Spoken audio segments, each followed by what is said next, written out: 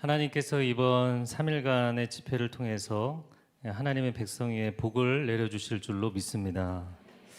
하나님, 이번 집회를 참여하는 모든 사람들에게 성삼위 하나님과 영적인 교제가 열리게 하여 주옵소서. 또한 실제적인 소통이 열리게 하여 주옵소서. 저희가 작년에 가을 부흥 집회를 하면서 어떤 주제로 했는지 기억나세요? 너는 복이 될지라. 우리 다시 한번 이 제목 한번 읽어볼까요? 너는 복이 될지라. 아멘. 너는 복이 될지라, 이 말씀은 내가 복이 되겠다고 애를 쓰는 것이 아니라 하나님이 나를 복으로 만드시겠다는 하나님의 의지적 표현입니다. 올해 주제를 놓고 기도하다가 작년에 이어서 제가 기복주의자는 아닌데 정말 복된 삶이라는 것이 무엇일까 이렇게 생각을 하면서 성삼위 하나님과의 인격적 교제가 열리는 것, 이게 진짜 우리에게 큰 축복이 아닌가. 올해 저희의 주제가 하나님은 우리 아버지이십니다, 이런 고백이잖아요. 그래서 이 성삼위 하나님이 내게 부어주시는 그 은혜와 사랑과 교제가 우리 안에 충만하게 쏟아 부어지기를 축복합니다. 사실 우리가 이제 습관적으로 축복이라는 표현을 쓰지만 이 복에 관련해서는 순서대로 세 가지 개념이 있다, 이렇게 생각을 하시면 되겠습니다. 개론적으로 설명을 좀 드리면 강복, 행복, 축복입니다. 한번 따라해 보시겠어요? 강복, 행복, 축복. 사실 하나님은 우리에게 복을 빌어주시는 분이 아니기 때문에 하나님 우리를 축복해 주십시오, 이게 축자가 빌축자거든요. 하나님에게 우리에게 복을 빌어달라 이렇게 요청하는 게 아니라 강복, 복을 내려달라 이렇게 요청을 하는 거죠. 신명기 28장 1절 2절 말씀 한번 같이 읽어 보겠습니다. 내가 내 하나님 여호와의 말씀을 삼가 듣고 내가 오늘 내게 명령하는 그의 모든 명령을 지켜 행하면 내 하나님 여호와께서 너를 세계 모든 민족 위에 뛰어나게 하실 것이라. 내가 내 하나님 여호와의 말씀을 청종하면 이 모든 복이 내게 임하며 내게 이르리니. 아멘. 복이 위로부터 임하는 것이다.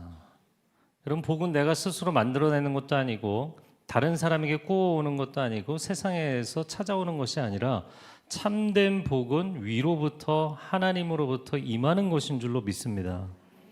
그런데 그렇게 하나님의 강복, 복을 받은 백성들은 행복한 존재가 된다. 여러분, 행복한 존재가 된다는 것을 예수님 만나고 하나님의 자녀가 된 신약시대 사람들에게만 이야기를 한 게 아닙니다. 신명기 33장 29절 한번 자막으로 같이 읽어볼까요? 시작. 이스라엘이여, 너는 행복한 사람이로다. 여호와의 구원을 너같이 얻은 백성이 누구냐? 그는 너를 돕는 방패시요 내 영광의 칼이시로다. 아멘. 세상 민족 가운데 이렇게 하나님의 구원과 도우심을 받은 사람이 없기 때문에 이스라엘아, 너는 행복자로다. 히브리 원문에는 행복이 먼저 나왔어요. 아슈레 이스라엘. 그래서 복 있는 사람은 이스라엘이구나, 복 있는 존재는 이스라엘이구나. 여러분, 그러면 떠오르는 구절이 하나 있잖아요. 시편 1편 1절, 복 있는 사람은. 그리고 창세기 1장 28절, 하나님이 그들에게 복을 주시며 그들에게 이르시되 생육하고 번성하여 땅에 충만하라. 여러분, 우리가 행복자가 되는 것은 하나님의 복에 우리가 연결되어 있기 때문입니다. 하나님은 만복의 근원이 되시는 분이고 그 하나님의 자녀로 우리가 하나님과 연결되어 있기 때문에 하나님의 복이 우리에게 흘러내려오는 것이죠. 인간은 영적인 전도체이고 감정 전도체입니다. 다시 얘기하자면 복도 흘러가는 개념이에요. 내가 지금 성령 안에 있으면 내 안에 계신 성령님께서 나를 만나는 모든 사람에게 흘러가게 돼 있어요. 네.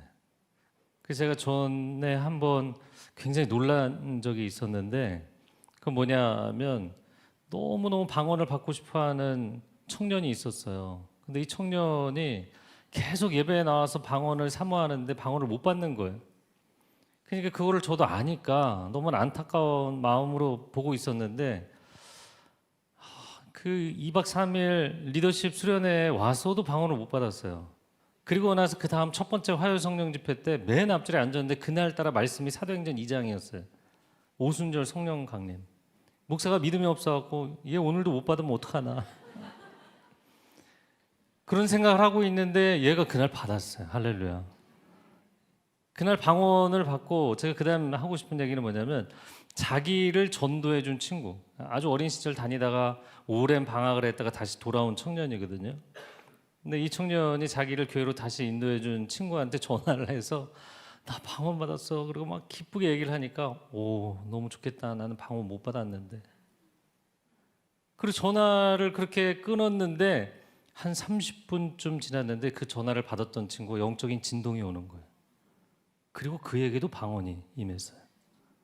여러분 우리는 영적인 전도체인 줄로 믿습니다. 내 안에 성령님이 계시면 성령의 역사가 흘러갈 줄로 믿습니다. 내 안에 복음이 있으면 복음이 흘러가서 사람들을 살려내는 것이에요. 내 안에 행복이 있으면 행복이 흘러가고 내 안에 슬픔이 있으면 슬픔이 흘러가게 돼 있어요. 그래서 이렇게 하나님의 복을 위임받은 사람들은 다른 사람들에게 축복을 선언하며 살 수 있게 된 것이에요. 왜? 내 안에 있는 복이 흘러간다는 걸 인정하는 것이죠. 그래서 아브라함에게 창세기 12장 3절 말씀 같이 읽어볼까요? 시작. 너를 축복하는 자에게는 내가 복을 내리고 너를 저주하는 자에게는 내가 저주하리니. 그러니까 너는 복이 될지라 복된 존재가 되었기 때문에 그를 통해서 복이 흘러가고 흘러가지 않는 기준점이 되게 해주시겠다. 그래서 제가 이런 얘기를 들었어요. 미국 사람들은 늦어서 예배를 못 드려도 축도는 받고 간다.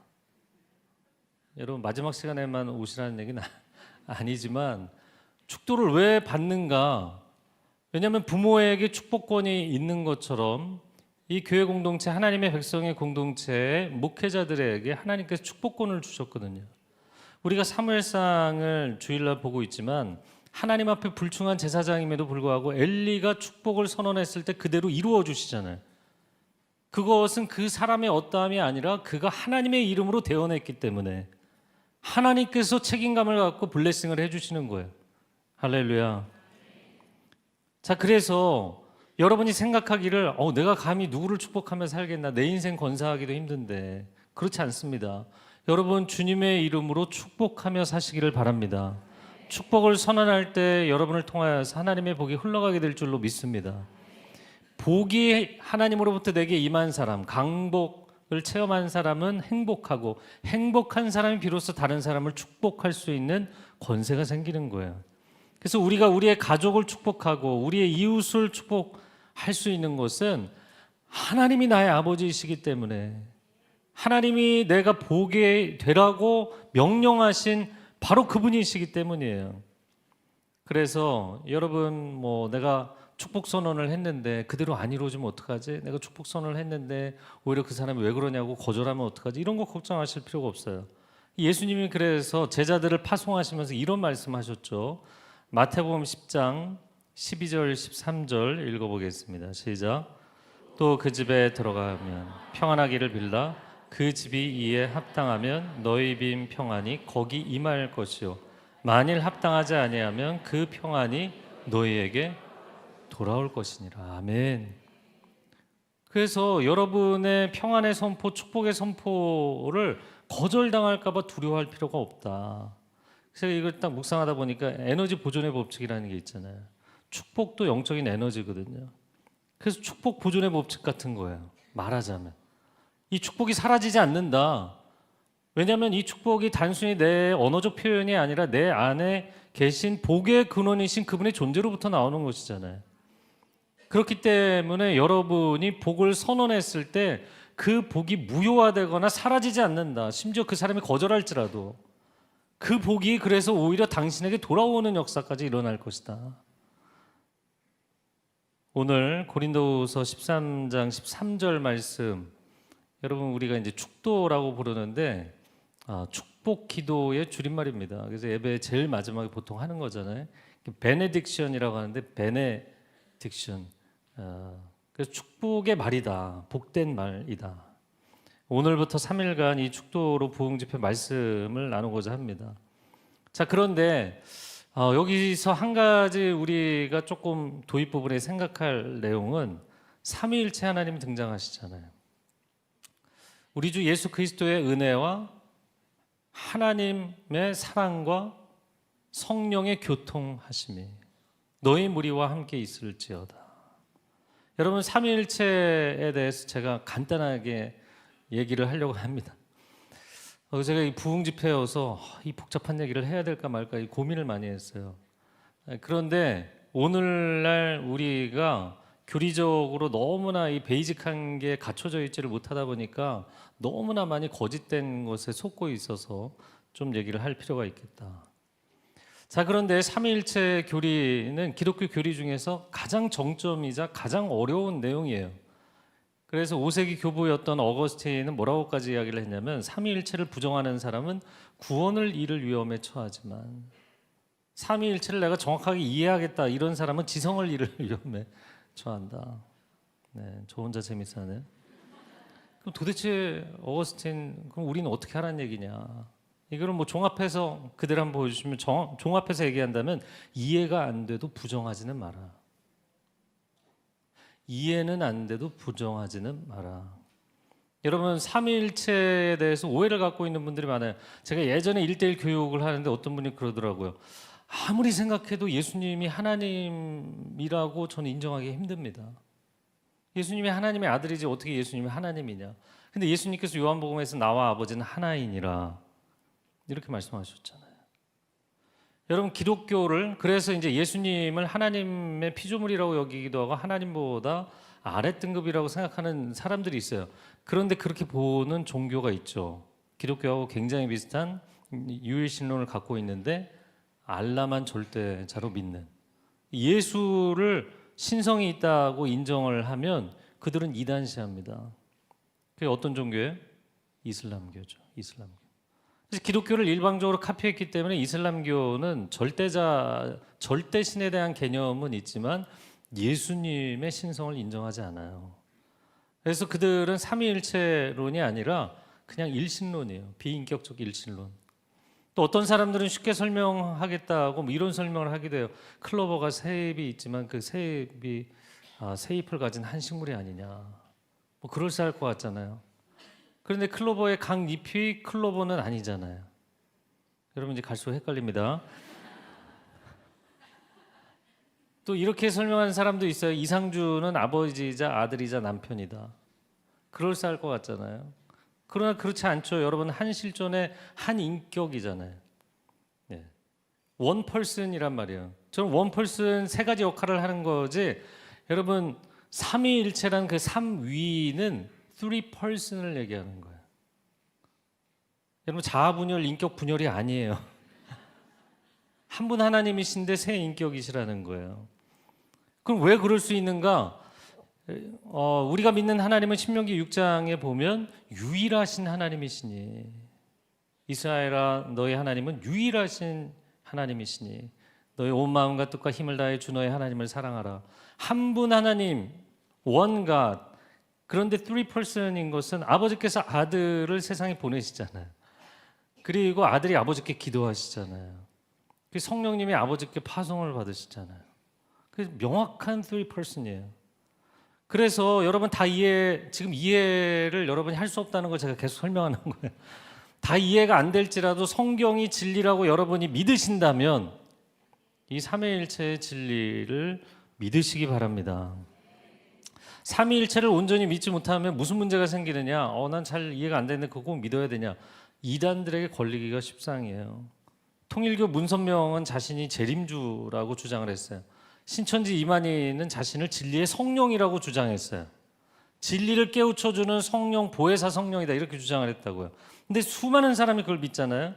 하나님의 교회 안상홍 증인의, 제가 오늘 이단 강의 안상홍은 죽고 장길자가 그 아내가 자기를 어머니 하나님이라고 주장해요. 그러니까 이단의 교주들이 내가 성부다, 내가 성자다, 내가 성령이다. 여러분 이게 가능합니까? 성부, 성자, 성령 하나님의 그 위격은 아무도 침해할 수 없어요. 그런데 인간이 그거를 대신할 수 있다고 생각하는 이유가 뭘까요? 그것은 예수님을 하나님이라고 인정하지 않는 순간 사실은 예수가 한 역할은 부분적이었고 내가 재림 예수로서 그걸 완성하는 거다. 저 얘기하는 거 아니에요? 그렇게 주장을 하는 거예요. 무슨 얘기인지 아시겠어요? 성령님은 하나님이 아니고 성령님 그냥 하나님께 사용하시는 어떤 뭐 도구 내지는 뭐 능력 정도다. 이렇게 강등시켜 놓고 자기가 그 자리를 차지하는 거예요. 그래서 여러분이 이해가 안 된다고 해서 그거를 인정하지 않으면 이제 큰 문제가 생기는 거죠. 성부 하나님과 성자 하나님과 성령 하나님을 믿습니다. 삼위일체 되신 하나님을 믿습니다. 그래서 우리가 함께 찬송을 부를 때 함께 불러볼 건데 성삼위일체 우리 주로 다 아시죠? 함께 불러보겠습니다. 성삼위일체 우리 주로다. 영어로 God in three persons, blessed Trinity. 오, 훌륭합니다. 우리 하나님께 박수로 영광을 돌리겠습니다. 할렐루야. One God, three person, Trinity. 한 분 하나님이신데 명확한 three person을 갖고 계시는 거예요. 제가 아까 얘기했죠. 인격 분열이 아니라고, 자아 분열이 아니라고. 자, 어떻게 한 분 하나님이신데 세 인격이실 수 있는가? 성부 하나님, 성자 하나님, 성령 하나님으로 우리를 만나 주시잖아요.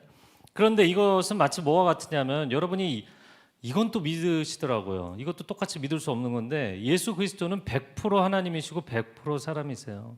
완전하신 하나님이고 완전하신 사람이십니다. 그래서 신성과 인성, 하늘과 땅, 하나님과 우리 사이에 가교가 되실 수 있는 유일한 구주가 되시는 줄로 믿습니다. 근데 세상에 이런 건 없잖아요. 그리스 로마 신화에 무슨 뭐 반인 반신 이런 건 있어도 그것도 드미갓이라고 얘기해서 50%잖아요. 그런데 예수 그리스도는 완전하신 하나님, 완전하신 인간. 그래서 우리의 구원자가 되시는 줄로 믿습니다. 그게 지상에는 불가능하지만 성경의 진리로 존재하는 것처럼 여러분 삼위일체도 여러분 예수님의 신성과 인성 두 가지에서 이제 삼위일체 세 가지로 넘어가는데 그거 하나 넘어갔다고 못 믿겠다고 그러지 마시고 네, 웃으시라고 한 얘기인데요. 그거 못 믿으시면 안 돼요. 제가 이제 밴쿠버에서 다른 교회에 무슨 세미나를 하러 갔다가 세미나 끝나고 질문하세요 그랬더니 어떤 한 분이 그 교회는 이제 감리교회였는데 어느 교회였는지 알려고 하지 마세요. 나이가 지긋하신 권사님이 손을 들고 그렇게 얘기하시는 거예요. 제가 이제 그 당시에 이제 30대 초반의 젊은 목사니까 좀 알겠나 그렇게 생각하신 것 같아요. 삼위일체가 성경 어디 써 있느냐? 트리니티라는 단어는 성경에 없다. 나중에 교회사에서 교리적으로 만들어낸 거지 성경 어디에 삼위일체가 있느냐? 그래서 제가 그분에게 성경을 더 읽으셔야겠습니다. 이게 좀 기분 나쁘셨을 텐데 그렇게 말씀을 드렸어요. 여러분 오늘 고린도후서 13장 13절에 명확하게 베네딕션의 축도에 삼위일체가 등장하죠. 이때는 초대교회가 한참 세워지던 기원 후 56년 경입니다. 그런데 그거보다 더 거슬러 올라가 볼까요? 예수님은 이 삼위일체에 대한 믿음이 있으셨고 개념이 있으셨는가? 마태복음 28장 19절 같이 읽어볼까요? 시작. 그러므로 너희는 가서 제자로 삼아 아버지와 아들과 성령의 이름으로 세례를. 예수님이 삼위일체적 선언을 하신 분이세요. 그러면 더 거슬러 올라가 볼까요? 창세기 1장 1, 2, 3절에 태초에 하나님이 천지를 창조하시니라. 거기서 하나님은 성부 하나님. 2절 말씀에 하나님의 신이 수면 위에 운행하시니라. 루아흐라는 단어 성령이거든요. 성령 하나님. 3절에 하나님이 가라사대 빛이 있으라. 태초에 말씀이 계시니라. 그 말씀이 육신되어 우리 가운데 오신 분 성자 예수 그리스도. 창세기 1장 1, 2, 3절에 성부, 성령, 성자가 이미 등장하십니다. 할렐루야. 이게 사람이 만들어낸 게 아닙니다. 저를 한번 따라해보세요. 삼위일체는 성경적입니다. 네, 이거를 우리가 알 필요가 있어요. 그런데 자 이제 도입에 대한 얘기 대략 끝났고요. 왜 축도에서 성부가 먼저 등장하지 않고 성자가 등장하실까? 우리가 성부, 성자, 성령 이렇게 보통 표현하잖아요. 그런데 축도를 보면 성자가 먼저 등장하시죠. 그래서 우리가 이제 경험론적으로 예수 그리스도를 먼저 만나고 나서 하나님이 나의 아버지셨구나 이걸 알게 되는 거예요. 무슨 얘기인지 아시겠어요? 이 존재의 윗격으로 보면 성부, 성자, 성령으로 설명하지만 그러나 우리가 신앙적 체험의 프로세스를 놓고 보면 예수님을 믿고 나서 하나님 나를 사랑하시는 나의 아버지셨구나. 내가 하나님의 형상이었구나. 하나님의 자녀였구나. 이걸 깨닫게 되는 거예요. 그래서 이제는 우리 주 예수 그리스도의 은혜가 우리 안에 충만하기를 원합니다. 주 예수 그리스도. 저를 따라해보세요. 주 예수 그리스도.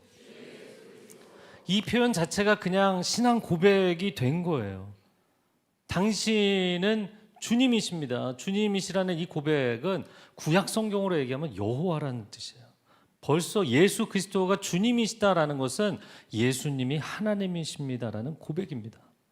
그리고 예수는 우리의 구원자가 되신다는 뜻이고 그리스도는 하나님께서 우리에게 만왕의 왕으로 우리의 죄를 사하시는 대제사장으로 진리의 말씀의 선언자인 선지자로 보내신 삼중직을 감당하시는 바로 그 기름 부음 받으신 분 메시아. 할렐루야. 베드로가 고백한 것처럼 마태복음 16장 16절 이 고백 같이 읽어볼까요? 시작. 주는 그리스도시요 살아계신 하나님의 아들이십니다. 하나님의 아들이시고 하나님이신 그리스도께서 우리에게 오셔서 우리의 죄를 사하신 그 은혜. 그래서 주 예수 그리스도의 은혜가 너희 무리와 항상 함께 있을지어다. 자, 그러면 은혜란 무엇인가? 은혜를 여러 가지로 설명할 수 있겠지만 가장 기본적인 개념으로 설명을 한다면 받을 자격이 없는 자에게 값없이 베풀어 주시는 하나님의 선물이에요. 제가 이번에 다시 한번 은혜에 대해서 좀 연구를 해보니까 구약적 개념으로는 상급자가 하급자에게 내려주는 것, 그런 개념이고, 그리고 신약적 개념에서 이제 카리스라는 헬라어를 사용하는데 이것은 값없이 주는 선물이라는 뜻이에요. 여러분, 내가 무슨 공로가 있거나 내가 값을 지불해서 받는 게 아니에요. 그냥 하나님의 호의로 나에게 베풀어 주시는 선물인 거죠. 제가 이번에 미주교회 탐방 때 한두 분이 그러시는 거야. 그래도 거기 미국까지 갔는데 이제 처음 가시는 분들도 있었거든요. 미국까지 갔는데 좀 쇼핑할 시간을 한두 시간이라도 주시면 안 되겠습니까? 그래서 우리 일정이 바빠서 전혀 그럴 시간이 없다. 몇 번을 얘기했는데 제가 이제 안 된다고 했어요. 제가 또 FM이잖아요. 그러니까 첫날 저희가 이제 운전을 하고 다니기도 하고 그러니까 이제 운전할 때 졸리면 안 되니까 이제 각성하기 위해서 껌하고 캔디 이런 거 좀 이제 사러 마트에 들어갔어요. 그랬더니 난리가 난 거예요. 때는 이때다. 그래서 첫날 마트에 들어갔는데 한 목사님께서 아들 과자를 사야 된다는 거예요. 여기서 발견했대요. 제가 그랬죠. 아니 우리가 이제 8일 동안 10개 도시를 다니니까 맨날 짐 쌌다 풀었다를 하잖아요. 그러니까 8박 10일 동안 그 과자 다 녹을 거다, 다 부서질 거다. 지금 사지 말고 나중에 사라. 그랬는데 아들하고 약속을 했기 때문에 자기는 약속을 어기면 안 돼서 이거 봤을 때 사야 된대요. 그래서 제가 정말 괜찮겠냐 그랬더니 준비를 단단히 해오셨더라고요. 부서질까 봐 종이 넣는 플라스틱 하드 케이스를 갖고 왔더라고요. 와, 이 아들에게 약속한 선물을 사가기 위해서 최선을 다하는 아버지, 우리에게 축도 새 곡을 만들어주신 이원진 목사님. 제가 이번에는 축도 곡을 만들어 달라고 부탁도 안 했는데 곡을 만들었습니다 그러시더라고요. 하루 만에 또. 와, 하나님 기름 부으시네요. 그리고 나서 그 촉이 맞았는지 저희가 그리고 나서 마트에 가서 뭘 살 시간이 한 번도 없었어요. 올 때까지. 여러분, 왜 은혜가 선물인가? 누군가를 사랑하면 선물을 주고 싶잖아요. 왜 반응이 없으세요?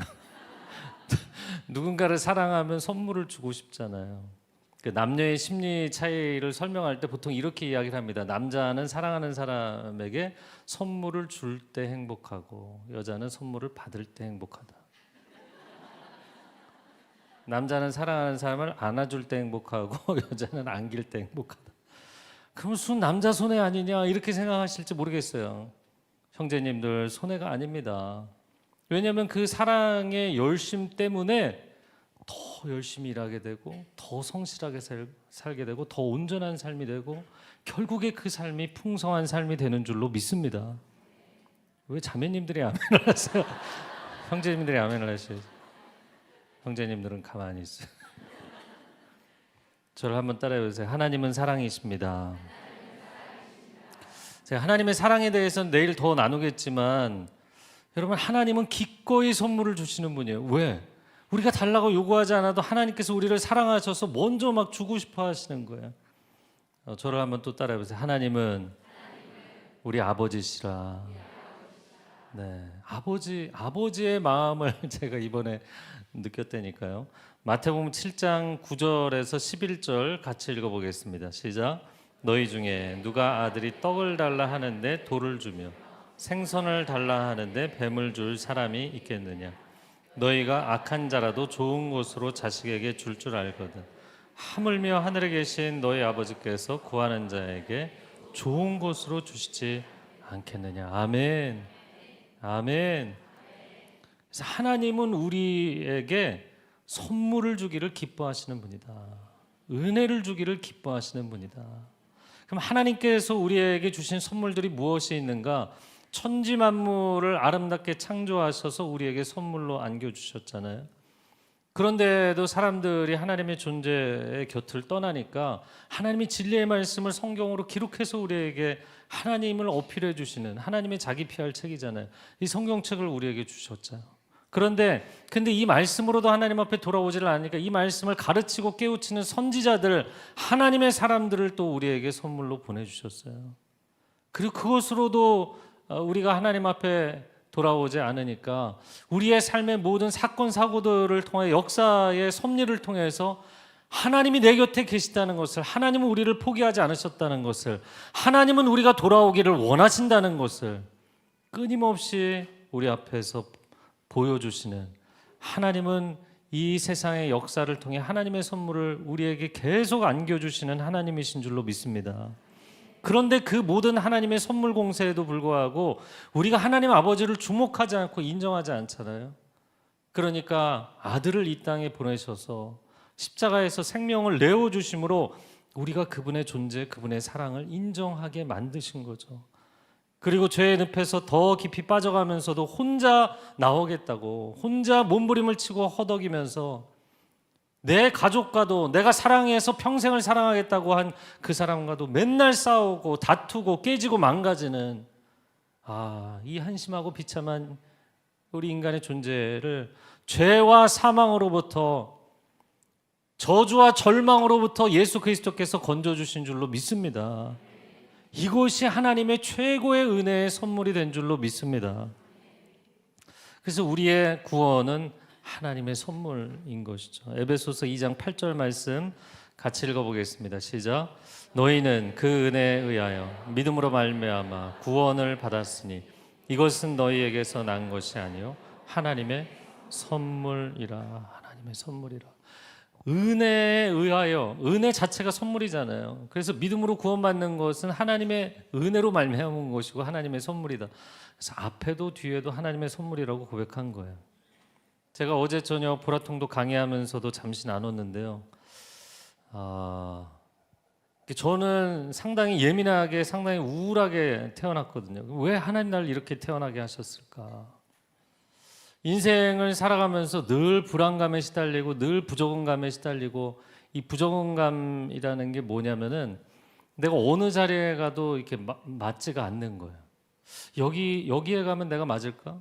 저기에 가면 내가 맞을까? 이게 맞지가 않는 거예요. 그래서 나중에 보니까 내가 왜 이럴까? 어렸을 때는 몰랐는데 나중에 보니까 이제 우울 기질이, 저는 굉장히 강한 우울 기질인데 우울 기질의 사람들이 완벽주의 기질이 많아요. 그래서 아티스트들이 많다 이런 얘기를 해요. 근데 제가 그 완벽주의 기질 때문에 세상의 모든 불완전한 것이 고통스럽게 느껴지는 거예요. 근데 그러면 세상에 완전한 게 있어요? 없잖아요.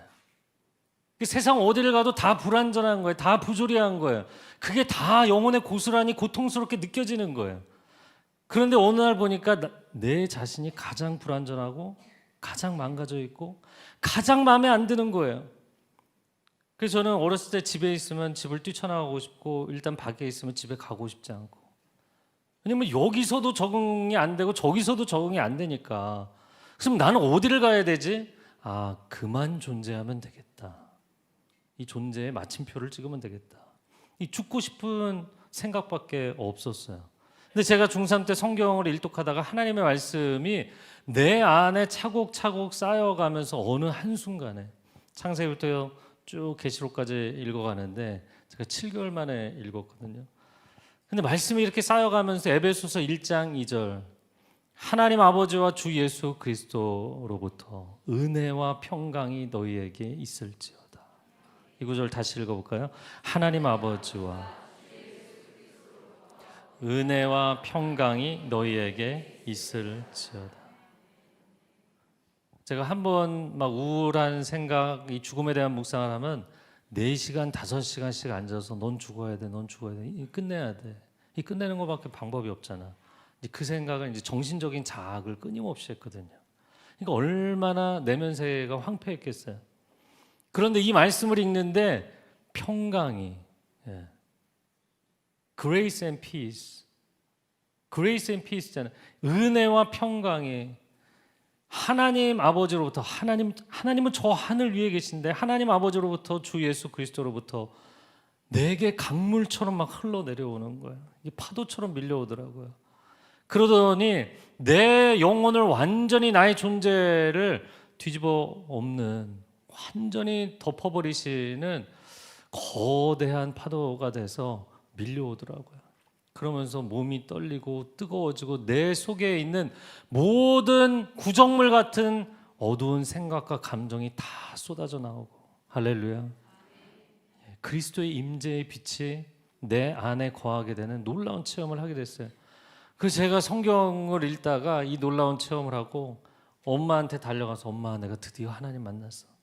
그리고 다음날 학교로 가려고 나왔는데, 제가 예전에는 이렇게 밖에 나오면 제가 그날 알게 됐어요. 이전에는 세상을 어떻게 봤는지 몰랐는데 내게 늘 회색빛이었던 그 세상이 총천연 칼라로 보이더라고요.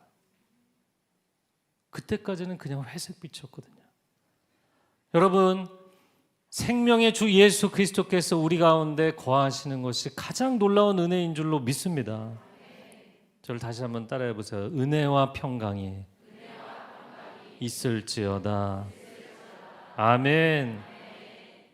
여러분, 인간은 평강이 필요한 존재입니다. 왜냐하면 한치 앞의 미래를 알 수 없고, 그리고 나 자신을 가장 믿을 수 없는 존재가 인간이잖아요. 그래서 인간은 존재론적으로 불안할 수밖에 없어요. 인간은 불안한 존재예요. 내가 서 있는 이 그라운드가 언제 흔들릴지, 언제 싱크홀이 생길지 모르고, 언제 가다가 내가 평안한 대로를, 성공 가도를 달리다가도 언제 벼랑 끝이 될지 모르는 것이거든요. 그렇기 때문에 여러분, 존재적으로 우리는 불안 덩어리입니다. 평안할 수가 없다고요. 그런데 그 평안을 보장해 주시는 것이 하나님의 은혜입니다. 단비처럼, 폭포수처럼 임하시는 그 하나님의 은혜가 나를 충만히 채우시면 그 아래에 있는 모든 근심 걱정은 다 가라앉는 거예요. 인생의 근심과 불안과 걱정은 우리 주 예수 그리스도의 은혜의 이름으로 명하노니 다 사라질지어다. 그래서 제가 이렇게 개척을 하고, 그러니까 가끔 집사님들 물어보시는 거예요. 목사님은 개척을 하고 걱정이 되신 적이 없었나요? 왜 난 걱정이 안 될까? 내가 나라는 존재를 너무나 잘 아니까. 여러분, 내 인생을 다 포기해서 폐기시켜버렸는데 하나님이 꺼내셔서 하나님이 가져다 쓰시겠다고 하시니까 뭐 내 거라고 주장할 필요도 없고, 리사이클링 하는 거는 뭐 그거를 어떻게 쓰든 상관이 없잖아요. 그 다음에는 그렇게 하나님께 맡겨드리고 나니까 너무나 자유한 거야. 할렐루야. 여러분의 마음 가운데 근심과 걱정이 우리 주님의 은혜 안에서 다 녹아지고 사라지기를 축복합니다. 자, 그런데도 한참을 제가 스트러글링하고 애썼던 거는 뭐냐면, 그런데도 여전히 내가 구원의 은혜, 구원의 확신, 내 안에 하나님의 거룩한 임재 체험을 해서 인생의 근본적 변화는 일어났지만 여전히 우울하고 여전히 예민하거든요. 그러니까 인생 피곤하다, 그런 생각을 많이 했어요. 근데 왜 하나님 나를 이렇게 만드셨지? 하나님과 동행하면서 인생의 세월을 보내다 보니까 하나님이 일부러 이런 인생으로 태어나게 하시고 이런 인생의 어려운 과정을 거치게 하셨구나. 고린도후서 12장 9절 말씀 같이 읽어보겠습니다. 시작. 나에게 이르시기를 이는 내 능력이 약한 데서 온전하여 짐이라 하신지라. 그러므로 도리어 크게 기뻐함으로 나의 여러 약한 것들에 대하여 자랑하리니 이는 그리스도의 능력이 내게 머물게 하려. 아멘. 아멘. 제가 여러분 자녀들하고 상담하다 보면 이게 자녀하고 상담한 얘기를 부모님에게는 사실 하지 않아요. 아이들이 프라이빗하게 얘기한 거를 제가 부모에게 얘기하면 아이들이 신뢰를 안 하기 때문에. 그런데 가끔 정말 필요한 경우에는 제가 얘기를 좀 나누면 제 아이가 그런 생각을 하고 있는 줄 몰랐습니다, 이런 얘기를 하시는 부모님들이 많아요. 저도 자살 충동에 굉장히 시달렸던 청소년기를 지났는데 제가 대학생 때 교회 전도 집회 때 저한테 간증을 하려서 제가 그 얘기를 다 했어요. 그때 저희 부모님이 앉아서 듣고 네가 그런 생각을 하는지 몰랐다, 미안하다. 여러분, 자녀들이 말을 하지 않아서 그렇지 이 화려하고 부유하고 멋져 보이는 세상 한가운데서 내가 나로 존재하는 것에 대한 엄청난 부적응감을 느끼는 아이들이 많아요. 내가 나로 존재하는 것 자체가 힘든 거예요. 왜 나는 이렇게 이상하게 태어났지? 도대체 하나님 왜 나를 이렇게 보내셨지? 그런데 어린 시절 고난의 시간을 지나가게 하신 이유가 있는 거죠. 우리 사도 바울이 고백한 것처럼 그리스도께서 내 안에 머무시도록. 왜냐하면 이 어두운 세상, 이 악한 세상, 이 부조리한 세상, 그런 세상에 가장 많이 치여서 가장 낙오자가 돼 있고 패배자가 돼 있는 나 자신을 볼 때 이거를 극복할 방법은 예수 그리스도 외에는 없거든요. 세월이 흐르고 예수님을 내 구주로 영접한 이후에도 여전히 나의 우울감과 나의 예민함 때문에 때로는 설교하고 싶잖아요. 도망가고 싶어요. 설교를 하다가도 그만두고 싶어요. 막 이럴 때도 굉장히 많았거든요. 이거를 넘어설 수 있는 거는 내가 예수의 사람이 되는 거 외에는 다른 방법이 없는 거예요. 예수 그리스도의 능력이 내 안에 머무셔야 되기 때문에. 그러니까 사도 바울이 다른 사람은 자기가 기도해 주면 다 낫는데 자기 병원 구하는데 안 낫잖아요. 그러니까 하나님 왜 나는 안 낫게 해주십니까? 내가 너 안에 머물기 위해서다. 자, 예수 그리스도가 아니고는 살 수 없는 존재라는 것을 나에게 끊임없이 가르쳐 주시기 위해서 내가 연약하도록 그냥 놔두시는구나. 여러분, 오직 예수 그리스도의 은혜가 아니고는 우리는 인생을 한 걸음도 나아갈 수 없는 존재인 줄로 믿습니다. 우리의 가정도 마찬가지입니다. 인간적인 사랑에는 한계가 있잖아요. 그리스도의 은혜가 아니고서는 하루도 우리는 같이 살 수 없는 사람들입니다. 네, 대답을 안 하시지만 그렇다고 해서 여러분 뭐 그만 사시라는 게 아니라 그리스도의 은혜가 충만한 심령이 될지어다. 그리스도의 은혜가 충만한 가정이 될지어다. 지금의 이스라엘과 중동 전쟁을 보면서 여러 가지 역사적 해석, 정치적 해석할 수 있지만 그리스도의 십자가 은혜를 그들이 깨달았다면 이렇게까지 가지 않아도 되는데, 지금의 동성애 문제, 그리스도의 십자가의 은혜가 무엇인지를 깨닫는다면 분명한 해결의 실마리가 있는데, 여러분, 우리나라가 이 차별금지법 통과시키지 않도록 애를 쓰는 거 반드시 필요합니다. 그런데 이제 정반대로 저는 동성애자들을 만나서 상담을 하고 그들을 케어하니까 동성애자들 입장에서는 너무너무 고통스러운 거예요. 그래서 이제 교회를 떠나죠. 이제 교회를 떠나는 경우들이 많아요. 자, 그러면 동성애에 빠진 소수자들을 법적으로 우리가 보호해 주겠다. 그러면 정말 그들의 인생이 해결될까요? 내 인생의 불행, 제가 지금까지 제 인생에 대한 얘기도 했고 우리 청소년들 얘기도 했지만 내 존재 자체가 불행하고 내 존재의 부적응감의 문제는 다른 그 어떤 세상의 방식으로 해결되지 않아요. 예수 그리스도를 만나야 해결되는 것입니다. 그래서 우리들에게뿐만 아니라 그들에게도 동일하게 압도적인 십자가의 은혜가 필요한 거예요. 제가 예전에 오늘교회에서 대학 청년 사역할 때 화요일마다 서빙고에서 성령 집회를 했거든요. 근데 어느 날 청년 자매가 자기 친구를 데리고 왔는데 이 친구가 오랫동안 하나님을 떠났다가 10년 만에 야 친구야 너 교회 한번 같이 가자. 교회 한번 같이 가자. 내가 주일날 교회는 안 가겠다. 그럼 화요일날 주중에 하는 예배가 있으니 같이 하자. 그래서 데리고 온 거예요. 근데 이 친구는 보니까 중학생 때 커밍아웃을 했어요. 난 도저히 못 참겠다. 그리고 이제 레즈비언이라고 커밍아웃을 했는데 공부도 열심히 했어요. 연대생이었어요. 대학생 때 왔는데 이제 여자 친구, 여자 파트너를 계속 바꾸는 거죠. 근데 동성애자를 받아주지 않는 교회, 동성애자들을 받아주지 않으신다는 하나님. 그래서 하나님 떠난 거예요. 근데 이제 친구가 가자고 그러니까 한번 왔는데 그날 완전히 하나님 앞에 엎드려져서 펑펑 눈물을 쏟으면서 하나님 뜨겁게 만났어요. 그리고 열심히 신앙생활을 하게 됐어요. 그리고 한 2년쯤 지나서 세례를 받던 날 그 친구가 저한테 한 얘기를 전 잊을 수가 없어요. 야 정말 축하한다. 세례를 드디어 받게 됐구나.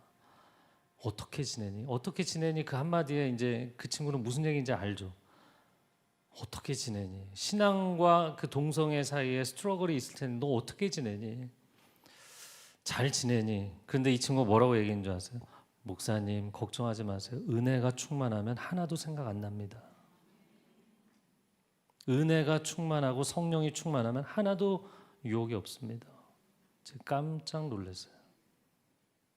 여러분 보통은 선천적이어서 어쩔 수 없다 이런 주장 많이 하잖아요. 또 이거 갖고 이론적으로 논쟁이 많지만 여러분 소수자들은 이거 선천적인 문제이기 때문에 우리 어쩔 수 없다 이렇게 얘기를 하잖아요.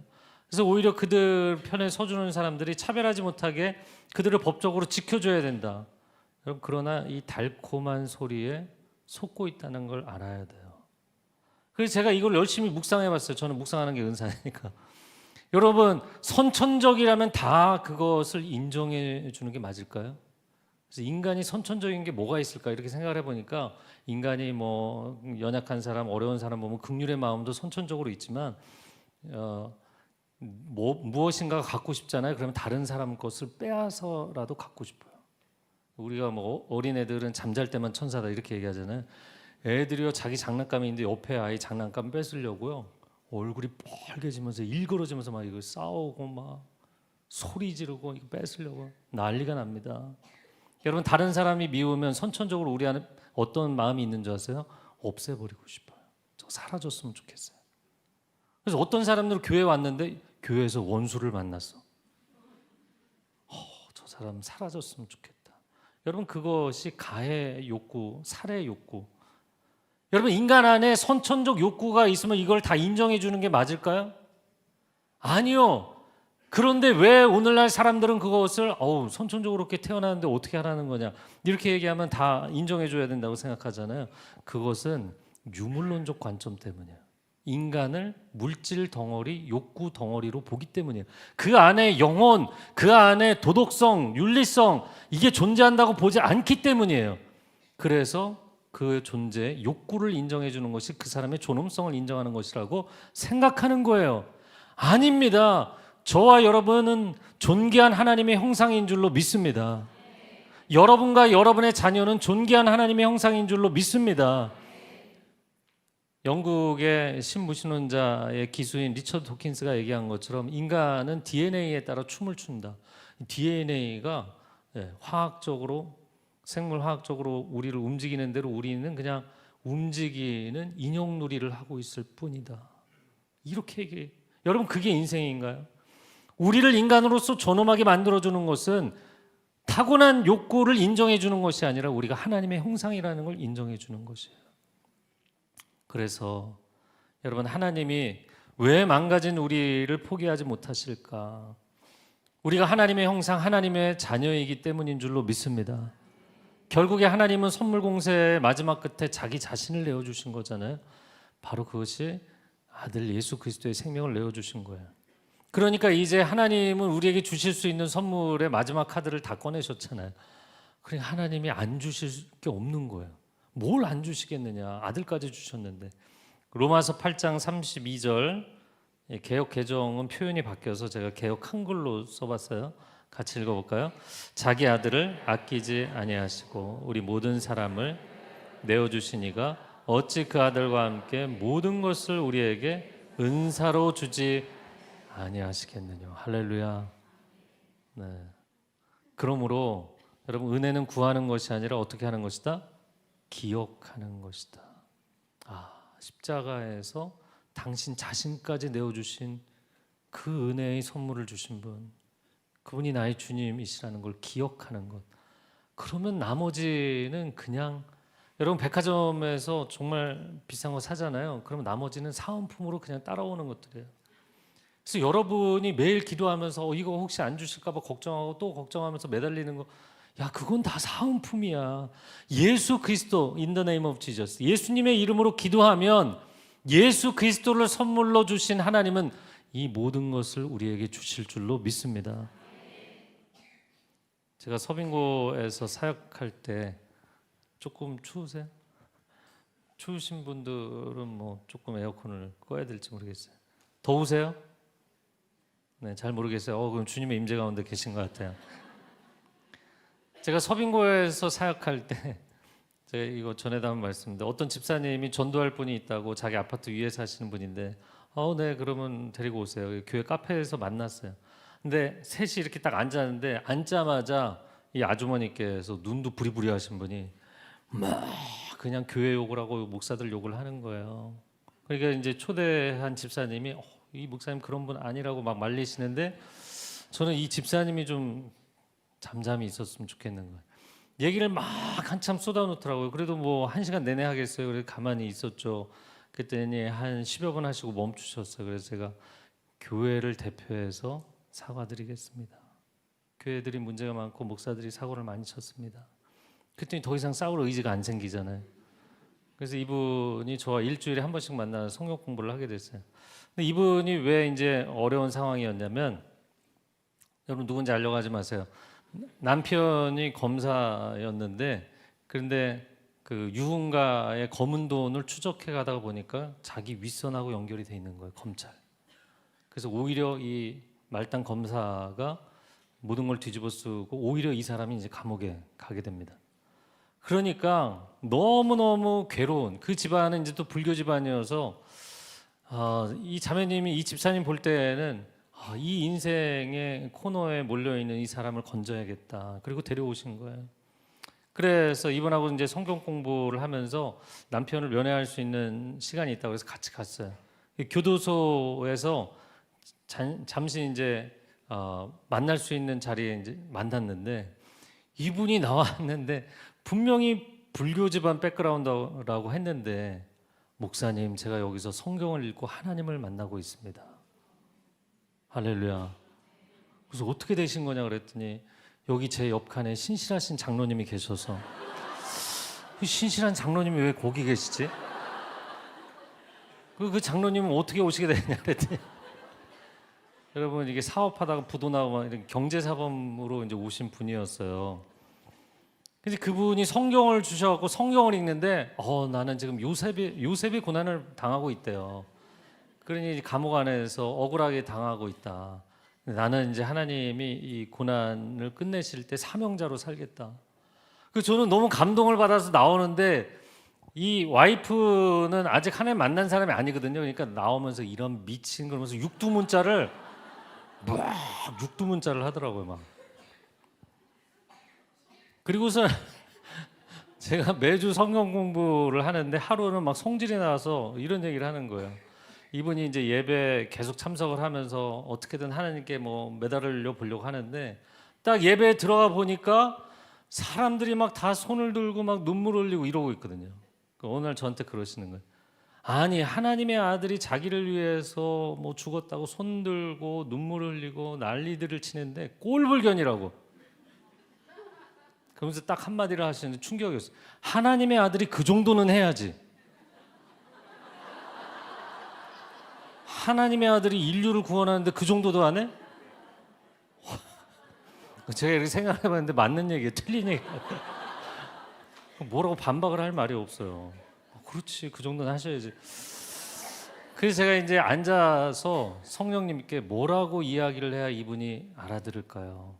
이제 딸이 있고 아들이 있는데 끔찍이 사랑해요. 그래서 제가 이제 이렇게 예를 들어 드렸어요.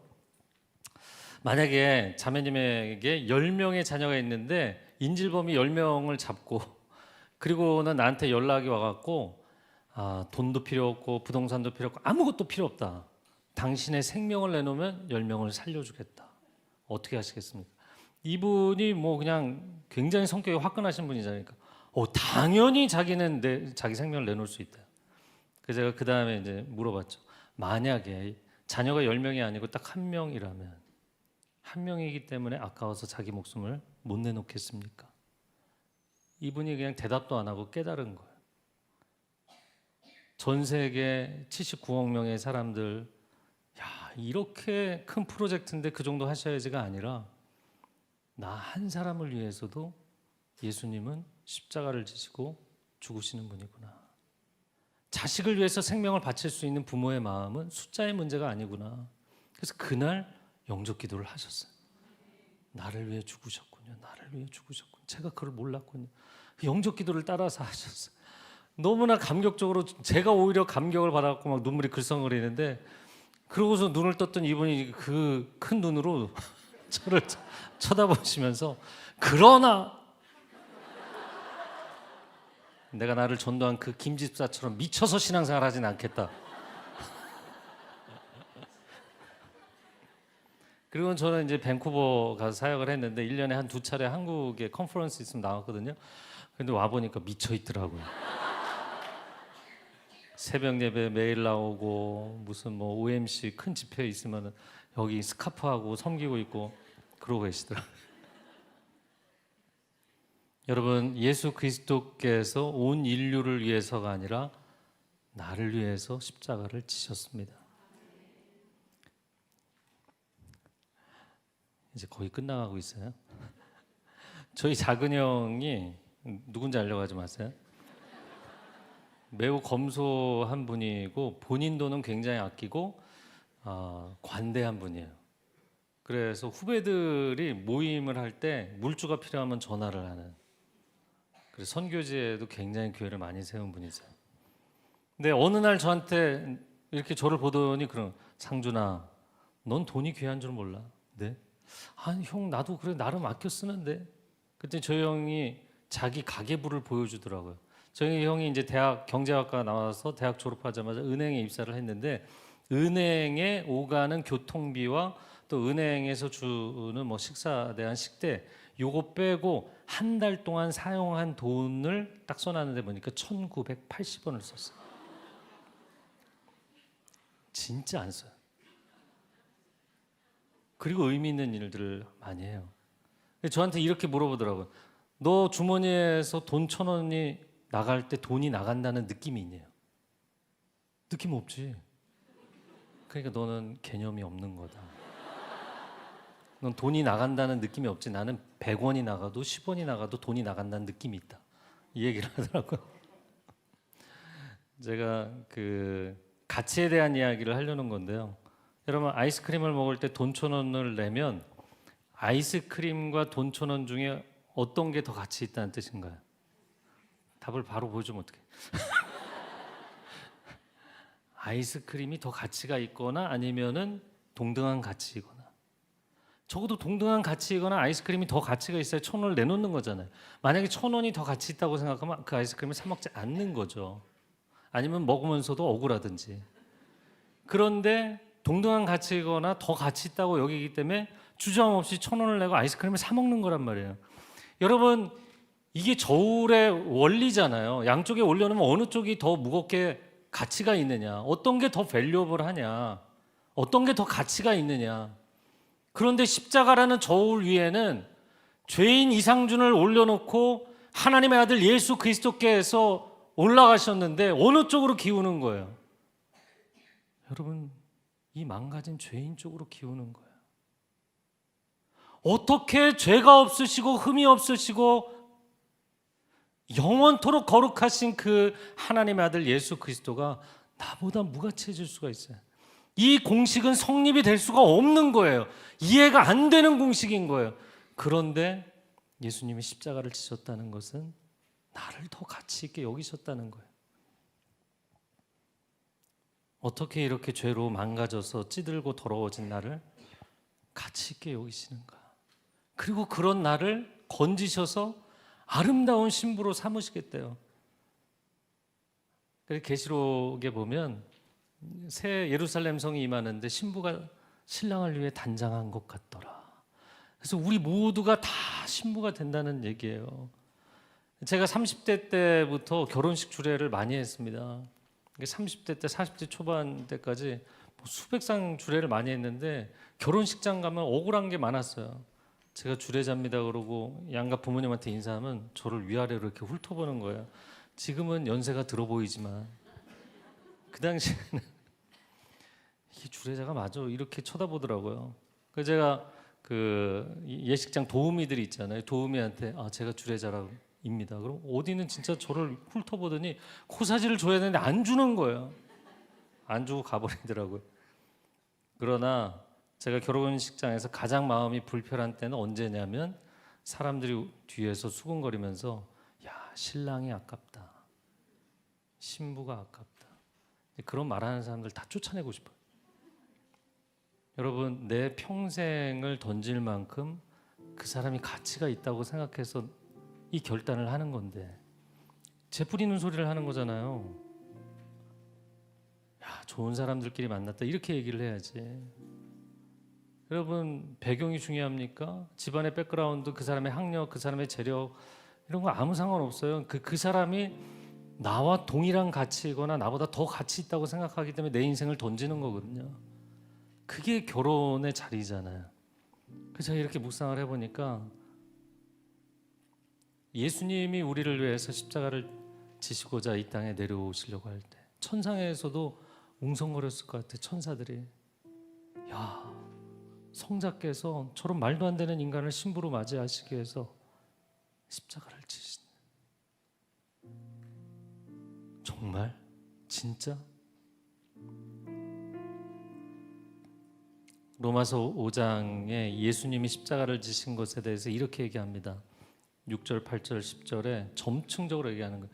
우리가 아직 연약할 때, 연약할 때 그러면 약간 센티멘탈한 정도잖아요. 그런데 우리가 아직 죄인 되었을 때, 내가 멋있어지고 깨끗해지고 나서가 아니라 여전히 죄인일 때, 심지어 더 나아가 내가 하나님과 원수 되었을 때 그리스도께서 나를 위해 죽으심으로 하나님께서 우리에게 대한 자기의 사랑을 확증하셨느니라. 세상의 영혼을 팔아먹은 고멜 같은 인간을 당신의 생명을 값으로 지불하시고 다시 사셔서 그분의 거룩한 세마포 옷을 입혀주시고 우리를 가장 아름다운 신부로 삼아주신다는 거예요. 그것이 예수님이 우리에게 십자가에서 보여주신 최고의 선물인 줄로 믿습니다. 말로 다 할 수 없는 은혜인 거예요.